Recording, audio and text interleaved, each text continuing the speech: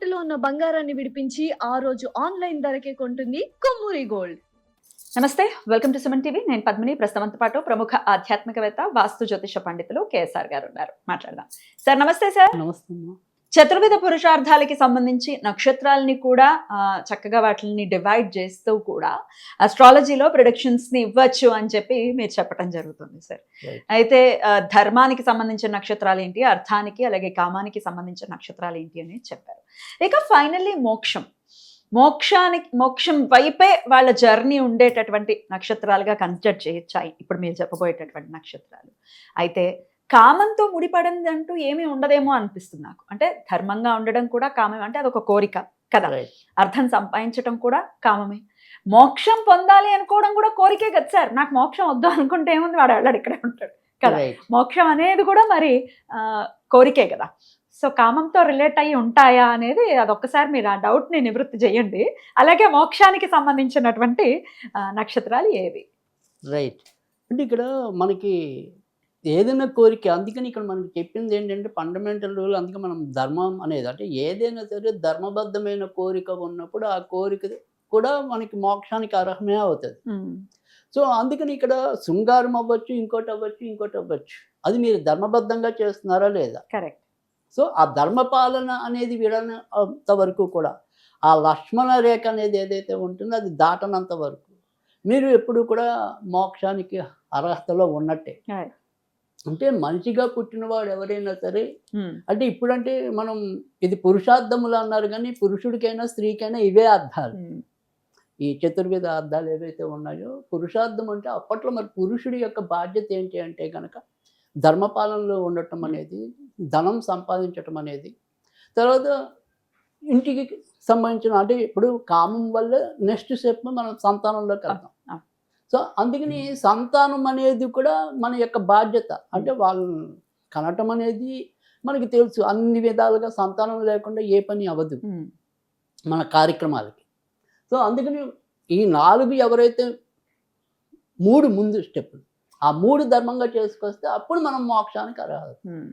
So తర్వాత మనకి పెద్ద పెద్ద మహనీయులందరూ కూడా ఏంటంటే అన్ని మతాల్లో కూడా స్వర్గం నరకం అనేవే ఉన్నాయట. అవును. కానీ కేవలం ఒక హిందూ మతంలో మాత్రమే నెక్స్ట్ స్టెప్ మోక్షం అనేది ఉంది. సో మనం అంతకుముందు కూడా వీడియోలో చెప్పాం, మోక్షము అంటే స్వర్గంలో ఉన్నవాడు స్వర్గంలోనే పర్మనెంట్గా ఉంటాడో లేదో తెలియదు, నరకంలో ఉన్నవాడు నరకంలోనే పర్మనెంట్ ఉంటాడో లేదో తెలియదు, కానీ మోక్షం దగ్గర ఉన్నవాడు మాత్రం ఎప్పుడు దేవుడి సన్నిధిలోనే ఉంటాడు. స్వర్గం అంటే ఆ భోగాలు అనుభవించేసాం, డిపాజిట్ అయిపోయింది, కిందకు వచ్చేయడం. అంతేగా మళ్ళీ మన కర్మను మనం పట్టుకోవాల్సిందే. సో అలాగా నరకంలో మనం ఎన్ని శిక్షలు పడాలో అన్ని శిక్షలు పడ్డాక అక్కడున్న దాన్ని బట్టి ఏ ప్రాణిగా పుడతాం అనేది ఉంటుంది. స్వర్గంలో ఉండేవాడు జనరల్గా మళ్ళీ మనిషిగా పుట్టే అవకాశాలు ఎక్కువ ఉంటాయి, కానీ నరకంలో ఉన్నవాడు మళ్ళీ మనిషిగానే పుడతాడా లేదా అనేది చెప్పలేదు. సరే, ఇవన్నీ అసలు ఉన్నాయా లేవా అని వాదించే వాళ్ళకి అది వేరే విషయం. సో ఉంది అనుకుంటే అది. ఇప్పుడు మనం ఇంగ్లాండ్ వెళ్ళకపోయినా ఇంగ్లాండ్ అక్కడే ఉంటుంది, అమెరికా వెళ్ళకపోయినా అమెరికా అనేది ఉంది. అదే నేను చూడలేదండి, అమెరికా లేదండి అంటే కుదరదు. సో అలాగే ఉన్నాడు అనుకున్న వాళ్ళకి ఉంది, లేదు అనుకునే వాళ్ళకి లేదు.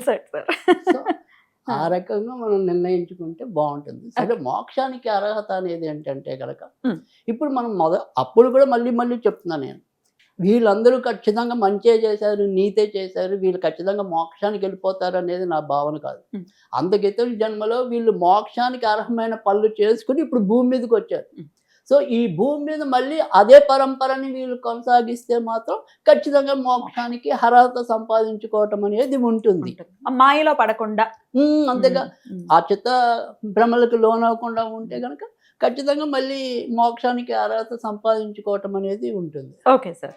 సో అలాంటి నక్షత్రాలు ఏవయ్యా అంటే కనుక రోహిణి నక్షత్రం అనేది, మృగశిర నక్షత్రం అనేది, తర్వాత ఉత్తర, హస్త, పూర్వాషాఢ, ఉత్తరాభద్ర, రేవతి, ఈ నక్షత్రాలు 7 కూడా మోక్షానికి అర్హత. మనం చాలాసార్లు రేవతి నక్షత్రం అయితే ఎన్నోసార్లు ఉదాహరించాం, మంచి కాస్మెటిక్ ఎనర్జీ అనేది.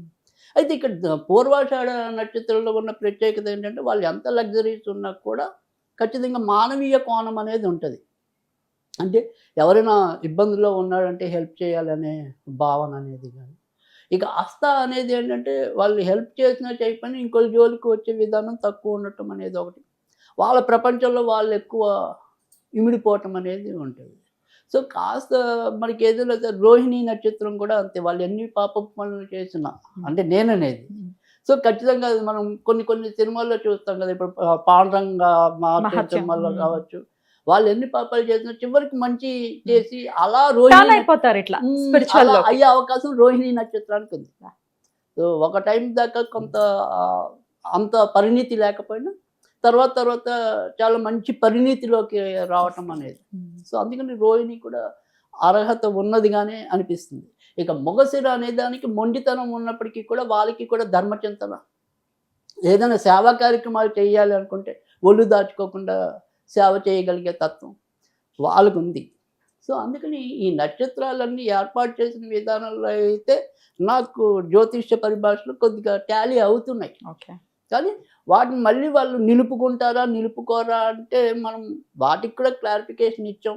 మిగతా అన్ని గ్రహాలు కూడా అందులో ఏవి ధర్మానికి ఎక్కువ పడ్డాయి, ఏవి మోక్షానికి ఎక్కువ పడ్డాయి, ఏమి అనేది కూడా చూసుకుంటే మీకు ఇంకా క్లారిటీ వస్తుందని మనం చెప్పడం అనేది జరిగింది. గ్రహాలు ఉండే స్థానాలు కూడా ధర్మార్థ కామ్య మోక్షాల్లో ఉంటాయా సార్? ఆ స్థానాలకు కూడా ఉన్నాయా? అంటే స్థానాలకి అంత వివరంగా ఇవ్వలేదు. గ్రహాలు ఎలా చెప్తున్నారు మీరు ఇప్పుడు? అంటే ఇప్పుడు మనం రవి ఉంది. రవి అనేది ఇప్పుడు మనం ఉత్తరాషాఢ నక్షత్రంలో ఉన్నారనుకుందాం. అందుకైతే మనం ఏం చెప్పాం, ఉత్తరాషాఢ కామన్ నక్షత్రం. సో అలా కామాన్ని ఐడెంటిఫై చేస్తూ ఒక మొత్తం మనకి 9 యూరేనస్, నెప్ట్యూన్, ప్లూటోతో 12 ఉంటాయి అనుకోండి. ఈ 12 గ్రహాలు కూడా మనం ఆల్రెడీ ఇప్పుడు ఇవాళ ఇచ్చిన మోక్షంతో కంప్లీట్ చేసాం సిలబస్. అవును, 20 నక్షత్రాలు ఫుల్ఫిల్ అయిపోయాయి. సో ఇప్పుడు మనం చేయాల్సింది ఏంటి అంటే కనుక ఇవాళ ఎవరి దగ్గరైనా ఒక చార్ట్ ఉంటుంది కదా, జన్మకుండలి అనేది. సో ఫస్ట్ లగ్నం ఇందులో ఏ నక్షత్రంలో ఉంది, సో చంద్రుడు ఏ నక్షత్రంలో ఉన్నాడు, సో రవి ఏ నక్షత్రంలో ఉన్నాడు. సో దాన్ని బట్టి మీకు ఎక్కువ గ్రహాలు దేన్ని చూపిస్తున్నాయి. అర్థమైంది సార్. నేను అందుకే జాగ్రత్త 4 ఫాలో అయ్యే వాళ్ళకి ఎంతో కొంత జ్యోతిష్యం వస్తుందని చెప్పిన. 4 వీడియోస్ ఖచ్చితంగా ఫాలో చేయండి అని చెప్పా. ఈ 4 మీరు పక్క పక్కన పెట్టుకుని చూస్తే ఒక వీడియో మిస్ అయితే మళ్ళీ రాదు. ఇప్పుడు మనం చెప్పిన ఈ 4 వీడియోలు పక్క పక్కన పెట్టుకుని మన జాతకంలో ఏ గ్రహాలు ఎక్కువ ప్రాతినిధ్యం వహించాయి అనేది ఒకటి అలా తెలుస్తుందని ఒకటి చెప్పా. రెండోది ఎలా తెలుస్తుంది అనేది అంటే ఇప్పుడు సపోజ్ మనకు ఒక నాన్నగారు, మనకు ఒక అమ్మగారు, ఈ నాన్నగారికి సంబంధించిందంటే ఇప్పుడు సపోజ్ ఉదాహరణగా చెప్తాం, మన రాశులకి అర్థమవుతాయి కాబట్టి మేష రాశికి చంద్రుడు తల్లి అవుతున్నాడు. ఓకే, తర్వాత 9వ ఇంటి వాడిగా ధనుసు గురుడు తండ్రి అవుతున్నాడు అనుకో. సో తల్లి చంద్రుడు కామంలో ఉంటే వీళ్ళ అమ్మగారికి కామం ఎక్కువ ఉంటుంది, ధర్మం ఉంటే ధర్మం ఎక్కువ ఉంటుంది, వీళ్ళ అమ్మగారికి డబ్బు సంపాదన ఎక్కువ ఉంటే డబ్బు ఆర్ధానికి సంబంధించిన నక్షత్రాల్లో ఉంటుంది. సో దాన్ని బట్టి అలా కూడా అందుకే నేను చెప్పా బోలని షార్ట్ కట్లు ఉంటే మనం నేర్చుకుంటే టాలీ అవుతాయి కూడా. సో అందుకని మన ధనకారకుడు సపోజ్ ఇప్పుడు మేష రాశి ఉంది, ధనకారకుడు శుక్రుడు అవుతాడు వృషభం కాబట్టి. సో శుక్రుడు కామంతో ఉన్నాడు అంటే వీళ్ళ కోరికలతో డబ్బు సంపాదించుకోవటం అనేది ఉంటుందా, లేదా ధర్మానికి ఉంది ధర్మంతో డబ్బు సంపాదించుకోవటం అనేది ఉంటుందా. సో మోక్షానికి అనుగుణంగా డబ్బు సంపాదించుకుని దాన్ని ఖర్చు పెట్టడం ఉంటుందా. అలా అన్ని ఈజీ ఉంటాయి. నేను అందుకే అన్నా మీకు పరిహారాలు ఇవ్వాలన్నా ఈజీ ఉంటుంది. సో అందుకని అది అర్థం చేసుకుంటే నేను ఈ నక్షత్రంలో పుట్టాను కానీ నేను ఇలా లేను అని కాదు. మీరు ఎందుకు వచ్చారు అనేది మనం చెప్తున్నాం. మీరు వచ్చిన దాన్ని సద్వినియోగం చేసుకోమని మీకు చెప్తున్నాం. ఆ రకంగా మీరు అర్థం చేసుకుంటే ప్రతి దాన్ని ఈజీగా మీ నాన్నవాడు, మీ అమ్మేవారు, వాళ్ళ పుట్టుకేంటి, తర్వాత మన చెల్లెవారు, మన అక్కవారు, మన ఇవన్నీ వస్తాయి. సో రాందేళ్ళు లేదు. రైట్. అయితే మోక్షం వైపు అడుగులు వేయాలి డెఫినెట్ గా కొంతమందికి ఉంటుంది సార్ ఈ కోరిక కూడా. సో స్పిరిచువల్ గా బాగా ఎదగాలి. మీరేమో మీరు చెప్పిన నక్షత్రాల్లో మా నక్షత్రం ఉంది, మరి ఎట్లా మా జర్నీని ఎట్లా స్టార్ట్ చేయాలి, మాకంతా గమ్య గోచరంగా ఉంది అనుకునే వాళ్ళకి ఏదైనా పాత్ చెప్పండి సార్. అంటే ఇక్కడ ఎప్పుడైనా సరే మనం మోక్షానికి సంపాదించుకోవడం అంటే చాలా తేలికైన పద్ధతిలో మనకి చేతనైన దానం మనం చేసుకుంటూ వెళ్ళటమే. సో అన్ని దానాల్లో కూడా మంచి దానము, చాలా ప్రమాదకరమైన దానము ఏంటి అంటే వాగ్దానం. అంటే నేను మీకు పలానా దానికి నేను పని చేసి పెడతా అంటాం, కానీ చేసి పెట్టను. వారాలు గడుస్తుంటే నెలలు గడుస్తున్నా తొందరలో చేస్తాను, అది ఇంకా ప్రమాదం. అంటే ఎప్పుడైనా సరే అందుకని తండ్రికి ఇచ్చిన మాటకి కట్టుబడే రాముడు వెళ్ళటం అనేది మనం చూసాం. అవును. సో ఎక్కడా కూడా ఎవరు కూడా సత్యహరిశ్చంద్రుడు సత్యపాలన చేశాడు కాబట్టి ఆయనకి అంత మంచి పేరు వచ్చింది. సో వాగ్దానం అనేది ఇంకా డేంజర్. పలానా మీకు చేసి పెడతానంటే చేసి తీరాలి, చేయాల్సిందే. ఎన్ని ఇబ్బందులు పడినా సరే అదే తర్వాత విషయం. అందుకని ఉత్సాహం పడిపోయి చేసేస్తాను అనకూడదు, ఆలోచించుకోవాలి. అందుకే మనకి ఆ సామెత వచ్చింది, కాలు జారినా పర్వాలేదు మాట జారకని. సో మాట జారేప్పుడు ఆ వాగ్దానం అనేది ఏం చేస్తాం అనేది చాలా జాగ్రత్తగా ఆచితూచి చేయాలి. ఓకే, అది ఫస్ట్. తర్వాత రెండోది వాగ్దానం పక్కన పెడితే అంతో కొంత ఏదో ఒక దానం చేస్తూ రావటం అనేది మన శక్తి. అందుకని చాలా మంది మనకి అటు ఇటు ఆర్థిక సూత్రాల్లో కూడా చెప్పింది అదే, మనకి అటు ఆధ్యాత్మిక సూత్రాల్లో కూడా చెప్పింది ఇదే.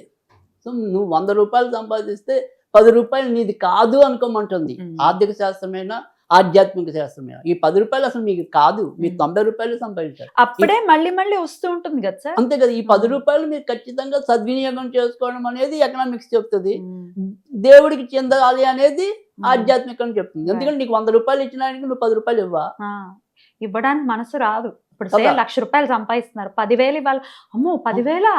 అదే కదా, కానీ మనం ఆ 10,000 పిచ్చి పిచ్చి వాటికి అన్నిటికీ మనకు ఖర్చు పెడతాం. సో అందుకని నీకు ఇచ్చిన దేవుడు ఎప్పుడు 90 రూపాయలు అనేది గుర్తుంచుకోండి. 100 రూపాయలు ఆయన మీకు ఇచ్చాడు అంటే ఆయన ఇచ్చింది కేవలం 90 రూపాయలే. 10 రూపాయలు మీకు ఆయనకి చెందేలాగా రాసుకున్నాడు వీలునామా. సో అందుకని అది మీరు గ్రహించట్లా. సో మోక్షం కావాలి అంటే ఈ రకమైన ఆలోచనలు ఉన్నప్పుడు ఖచ్చితంగా మోక్షం వస్తుంది. అద్భుతం సార్, చాలా బ్యూటిఫుల్ గా ఎక్స్ప్లెయిన్ చేశారు సార్. డెఫినెట్ గా ఈ మోక్షం మార్గంలో ఉన్నటువంటి లేకపోతే మోక్షానికి సంబంధించిన నక్షత్రాలు పుట్టారంటే నిజంగా ఆల్మోస్ట్ ఫినిషింగ్. పునరపి జననం పునరపి మరణం. అద్భుతమైన విధానం అది. సో వెళ్ళిపోతున్నారు, మంచి స్టేజ్ కి వెళ్తున్నారు. సో ఇక్కడ అన్ని మళ్ళీ మళ్ళీ అంటే ఈ మాయలో పడకుండా వీళ్ళు డెఫినెట్ గా చాలా ఈ మోక్ష మార్గంలోనే వెళ్ళాలని, మాయలో పడిన వాళ్ళని బయటకు తీసుకురాగలిగే వాళ్ళు ఈ మోక్షానికి అర్హులైన. అలా కూడా డ్రైవ్ చేస్తారు. అంతే కదా. ఇప్పుడు మరి భగవంతుడు ఏం చేస్తాడు, మోక్షానికి వచ్చిన వాళ్ళు నాయన వాడుగా అక్కడ చెడిపోతున్నాడు, వాళ్ళు వెళ్ళి నువ్వు కారణ జన్ముడే వాళ్ళని వెళ్ళి బాగు చేసుకురా అంటాడు. సో అలాంటి మనకి ఉన్నతమైన స్థితిని కలగజేస్తున్నాడు అంటే అంతకన్నా ఏముంది. ఈ నక్షత్రాలు వాళ్ళు మన ఇంట్లో ఒక్కళ్ళు ఉన్నా కూడా నిజంగా ఆ కుటుంబమే ధన్యం అని ఖచ్చితంగా చెప్పవచ్చు. చక్కటి మార్గంలో నడిపిస్తారు అని అంటున్నారు కాబట్టి అద్భుతం సార్, చాలా బ్యూటిఫుల్ గా ఎక్స్ప్లెయిన్ చేశారు. మా నక్షత్రం ఇదేనండి, మీరు చెప్పినట్టుగా ఏమి క్వాలిటీస్ లేవంటే ఇందాక చెప్పినటువంటి పారామీటర్స్ అన్నిటినీ కూడా కన్సిడర్ చేసుకోవాల్సి ఉంటుంది. సో చాలా బ్యూటిఫుల్ గా ఎక్స్ప్లెయిన్ చేశారు సార్, కృతజ్ఞతలు. నమస్తే సార్.